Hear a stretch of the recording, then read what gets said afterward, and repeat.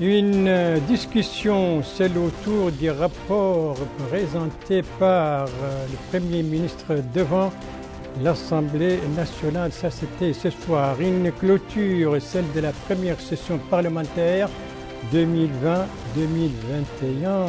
C'était également ce soir. Une visite, celle effectuée aujourd'hui par le ministre du Pétrole, de l'Énergie et des Mines en compagnie du président régional de BP, Mauritanie-Sénégal. C'était ce matin au port autonome de Nouakchott, dit port de l'Amitié. Voilà pour les principaux titres de votre journal. Et c'est parti, madame, mademoiselle, monsieur, bonsoir et bienvenue à votre 22h de ce vendredi 29 janvier 2021. 22h que nous commençons donc par l'actualité parlementaire qui est en vacances depuis ce soir, car la première session parlementaire 2020-2021, on doit voir les images, les voilà. Eh bien, cette première session 2020-2021 a été clôturée ce soir. Une clôture marquée par un discours du président de l'Assemblée nationale, M. Cheikh Ould-Baya. Discours dans lequel il a fait le point sur les travaux de cette session, sur ce qui l'a marqué. Nous y reviendrons bien entendu dans nos prochaines éditions. Et la dernière séance plénière de cette Assemblée nationale, c'était également aujourd'hui, juste avant la séance de clôture. Une séance donc en présence du Premier ministre et pour cause, puisque cette séance, qui était présidée par le président de l'Assemblée nationale, était consacrée justement aux discussions autour des rapports présentés par M. Mohamed Bilal Messoud devant les députés. C'était mercredi dernier, rapport sur l'activité et l'action du gouvernement durant l'année 2020, mais aussi sur les perspectives pour l'année 2021. Et bien entendu, cette séance était marquée par les interventions des députés autour de ce rapport et la réponse du Premier ministre. Nous y reviendrons également dans nos prochaines éditions. En attendant, on va parler d'une visite, je vous en parlais depuis dans les titres. Cette visite effectuée donc par le ministre du Pétrole, de l'Énergie et des Mines au centre d'enrochement au port de l'Amitié, donc le port autonome de Nouakchott. Et c'était ce matin en compagnie du président régional des BP, Mauritanie-Sénégal. Alors, dans quel cadre se situe cette visite et que vise-t-elle?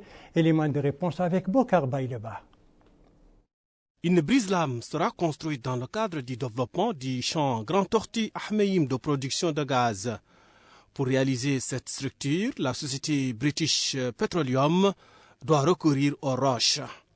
D'ailleurs, c'est tout le sens de la visite du ministre du Pétrole, des Mines et de l'Énergie et le vice-président de British Petroleum Mauritanie et Sénégal au niveau du centre de stockage des enrochements situé au port autonome de Nouakchott.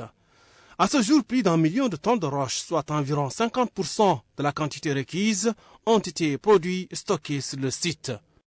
Notre visite avait pour objet de se renseigner sur l'état d'avancement de cette composante du projet Grand Tortue Ahmeyim de production de gaz.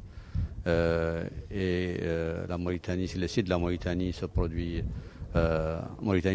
une composante importante qui est la contribution au brise-lames à travers la production et le transport de roches que vous voyez là, que vous pouvez voir autour de vous, qui vont être ensuite entreposés au fond de la mer et transportés à partir d'ici.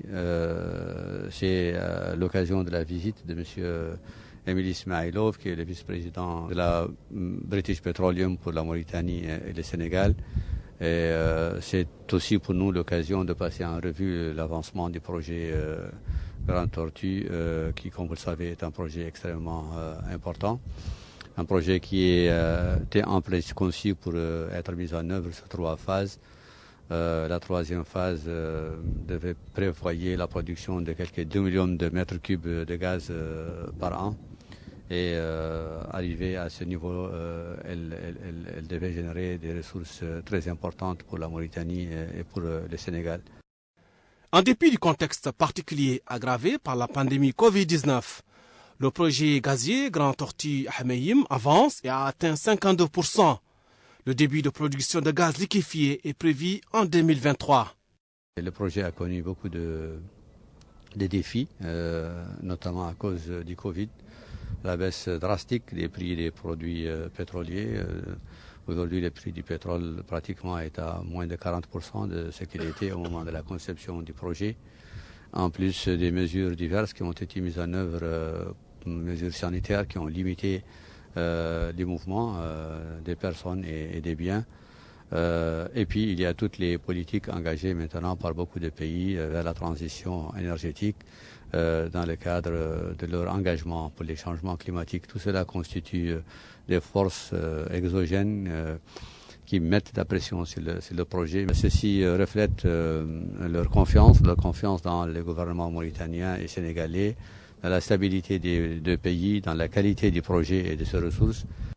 De son côté, le vice-président BP Mauritanie-Sénégal, Émile Ismailov, a indiqué que la société vise à avoir un impact positif dans les deux pays à travers le développement de l'entrepreneuriat local, l'investissement dans les projets de développement durable.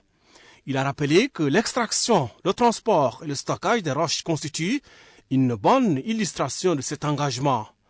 Pour rappel, le projet gazier Grand Tortue Ahmeyim fournira à notre pays, selon des experts, des revenus plus de 2 milliards de dollars en plus des retombées positives sur le secteur socio-économique. Voilà donc cette visite ce matin du ministre du Pétrole, de l'Énergie et des Mines en compagnie du vice-président des BP Mauritanie-Sénégal. C'était ce matin au centre des enrochements, ici au port de l'Amitié, le port autonome donc de Nouakchott. Ceci dans les perspectives donc de ce grand projet Grande Tortue Ahmeyim, un projet qui a également été touché par la pandémie de la Covid-19. Justement, cette pandémie, on va voir son évolution donc durant ces derniers jours, que sont les nouveaux chiffres en ce qui concerne les décès, en ce qui concerne les cas positifs, en ce qui concerne les guérisons. Nous allons voir tout cela avec le directeur de l'information stratégique et de la surveillance épidémiologique. 33 nouveaux cas de Covid-19 ont été enregistrés, dont 3 cas contacts et 30 cas communautaires. Aussi, 36 nouvelles guérisons ont été enregistrées durant les dernières 24 heures. Et heureusement, on n'a pas enregistré de décès durant les dernières 24 heures. Le cumul de cas positifs depuis le début de la pandémie est de 16 576, dont 8 991 cas contacts et 7 397 cas communautaires, 188 cas importés. Le cumul de guérisons depuis le début de la pandémie est de 15 596 et malheureusement le cumul de décès est de 421. Nous avons aujourd'hui 559 cas actifs sur l'étendue du territoire national, dont 491 cas asymptomatiques, 44 cas avec une symptomatologie simple et 24 cas critiques. La répartition de nouveaux cas par Muqata'a. 2 nouveaux cas ont été enregistrés durant les dernières 24 heures à Basknou, 1 à Djigani, 1 à Gerou, 3 nouveaux cas à Bababé, 3 à Boutilimit, 1 à Arkiz, 3 à Atar, 5 à Nouadhibou, 2 à Selibabi, 3 à Oksar, 4 à Tafraqzina, 4 à Tayart et 1 nouveau cas a été enregistré à Riyad. Durant les dernières 24 heures, 1189 nouveaux tests ont été réalisés, dont 40 tests de suivi et 1149 tests de diagnostic, répartis en 588 TDR et 561 PCR. La répartition des nouveaux tests par région, 59 à Hod Sharqi, 11 à Hod al-Gharbi, 58 à Nassaba, 39 au Gorgol, 94 au Brakna, 58 au Trarza, 14 à Nadrar, 35 à Dakhlet Nouadhibou, 8 au Tagan, 32 au Gidimaka, 9 à Tirzemour, 62 à Ninchiri. 640 nouveaux tests ont été réalisés à Nouakchott-Ouest, 34 à Nouakchott-Nord et 36 à Nouakchott-Sud. Le cumul de tests réalisés depuis le début de la pandémie est de 187 255, dont 26 648 tests de suivi et 160 607 tests de diagnostic, répartis en 123 557 TDR et 37 050 PCR. Voilà l'évolution de la pandémie durant ces dernières 24 heures. 36 guérisons, 33 nouveaux cas et Allah soit loué, pas de décès. Voilà les chiffres qui caractérisent donc cette évolution de la pandémie de la Covid-19 en ce vendredi 29 janvier 2021. Et donc, c'est une courbe, tendance de la courbe à la baisse. Ceci grâce, entre autres, n'est-ce pas, au respect des mesures préventives. Et parallèlement à tout cela, bien entendu, les autorités publiques multiplient les mesures et les plans pour donc lutter contre les répercussions de cette pandémie de la Covid-19, particulièrement en ce qui concerne les couches les plus vulnérables. C'est dans ce cadre que s'inscrit l'opération Cash Transfert d'État Azur. Cette opération entrée dans sa seconde phase qui est actuellement en cours à travers le pays. Nous allons nous intéresser ce soir à l'opération donc Cash Transfert au niveau du Hod El Gharbi. D'ailleurs, le Hakem d'Ayoun a voulu se rendre sur place pour s'informer. Alors, combien de bénéficiaires au niveau d'Ayoun, la capitale régionale, et combien de bénéficiaires au niveau de toute la wilaya du Hod El Gharbi? Élément de réponse avec notre correspondante permanente, Mme Sidi Mouloud, Mme Ahmed Mouloud plutôt, dont le compte rendu est revu en français par Abdelrahman Hamad.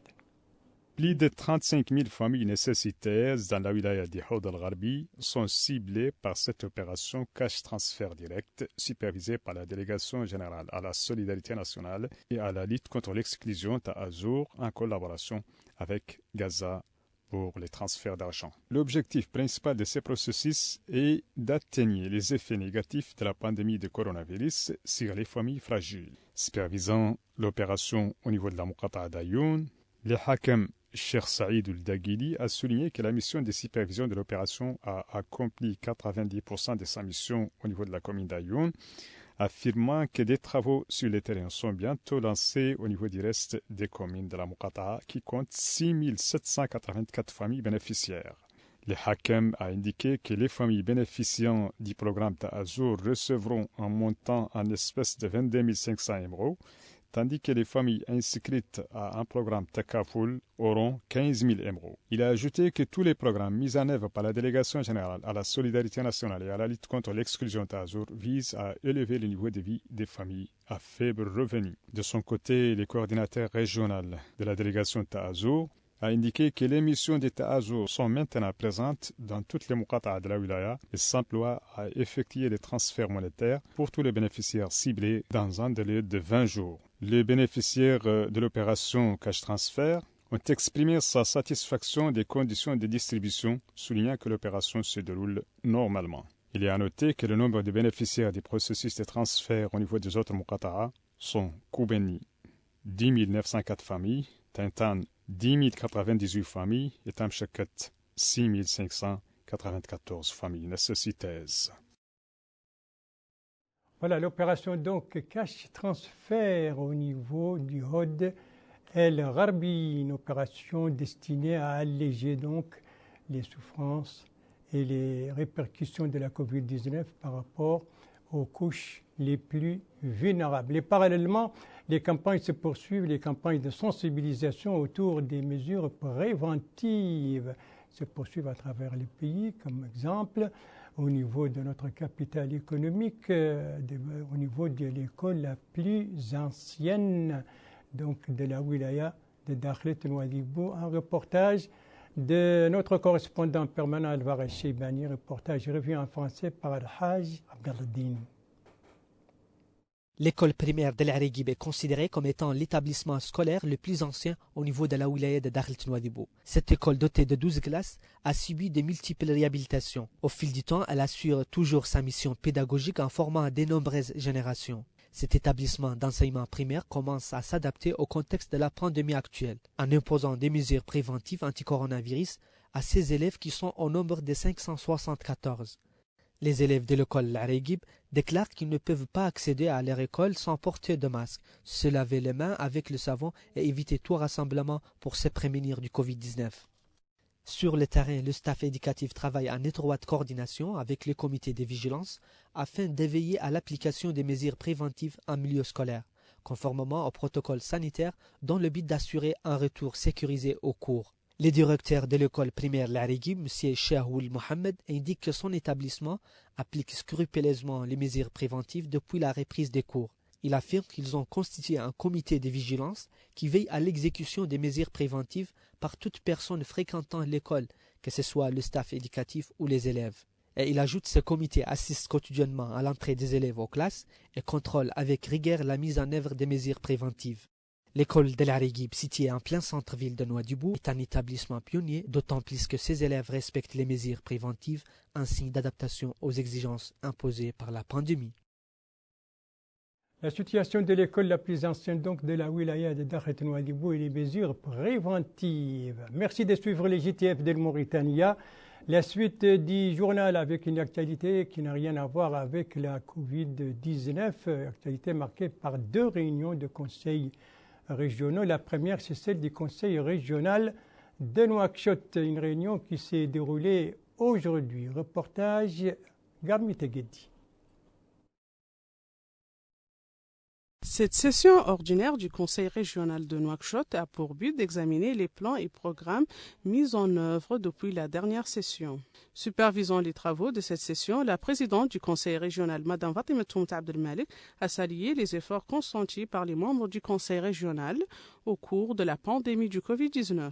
Les conseillers du Conseil régional ont donné des remarques sur le rapport de la session précédente et sur l'agenda de la session en cours. Les principaux thèmes à débattre pendant la session sont la mise en place d'un audit interne chargé du suivi de l'état administratif et financier du Conseil régional de Nouakchott. Réactiver le rôle du centre culturel relevant de la région de Nouakchott afin d'enrichir l'espace culturel national et le transformer en un établissement administratif. Refaire une nouvelle restructuration administrative de la région de Nouakchott. D'autres importants points ont été débattus au cours de cette session, tels que l'approbation d'un accord de coopération et de partenariat entre le Conseil régional de Nouakchott et le Conseil de la langue arabe et autres partenariats avec l'Université de Nouakchott Al-Asriya. La question alimentaire a été évoquée au cours de cette session, débouchant sur un accord de partenariat et de coopération avec le ministère du Développement rural